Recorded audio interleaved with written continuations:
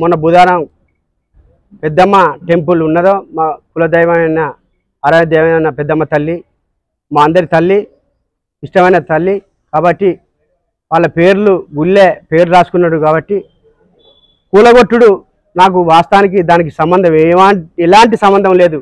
నన్ను ఉత్తగానే బట్ట కాల్చి విదేశీ ప్రయత్నం చేస్తాడు.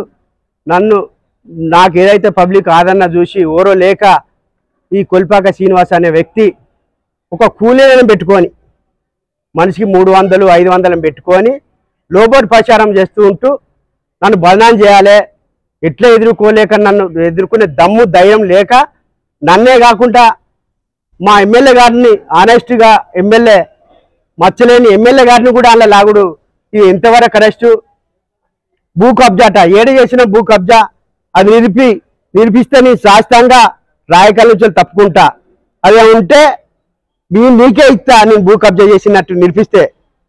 అంతేగాని ఈ చౌకబారు మాటలు, ఈ లోపర్ మాటలు, ఊసరవేలి మాటలు ఈ బంద్ చేయాలని నీకు హెచ్చరిస్తా ఉన్నా.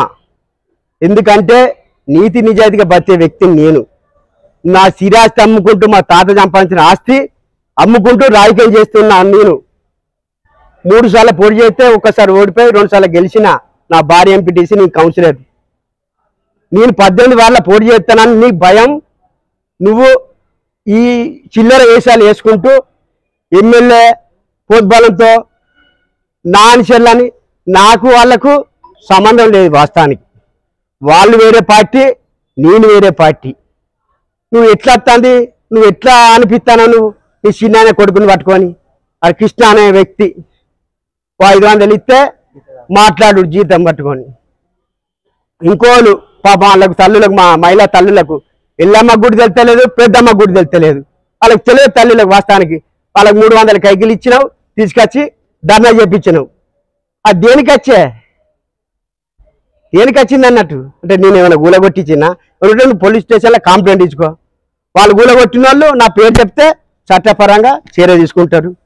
వ్యవస్థ ఉన్నది కదా, పోలీస్ వ్యవస్థ ఉన్నది, అందరు ఉన్నారు. ఉండి కూడా ఇట్లా బదనం చేసుడు ఎందుకు? ఈ ఊసరి మాటలు బంద్ చేయాలి. ఇంకోసారి ఇట్లనే చేస్తే ఖబర్దార్ నేను చెప్తా ఉన్నా. నీ పైసలుంటే మనిషి పెట్టుకో, అంతేగాని నువ్వు చేయబట్టి నరేష్ సింగ్, భాన్ సింగ్ చనిపోయాడు. నీ లెక్క నేను కాదు. ఒక మాట అంటే మాట మాకారం ఉండే వ్యక్తిని నేను. నువ్వు మాటకు విలువ లేదు నీకు.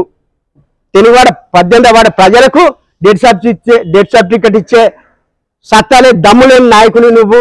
ఎట్లా కౌన్సిలర్ అయినావు నువ్వు? ఇండియన్ మాసేపటికే అయినావు కానీ నువ్వు ఓట్లతో గెలవలే నువ్వు.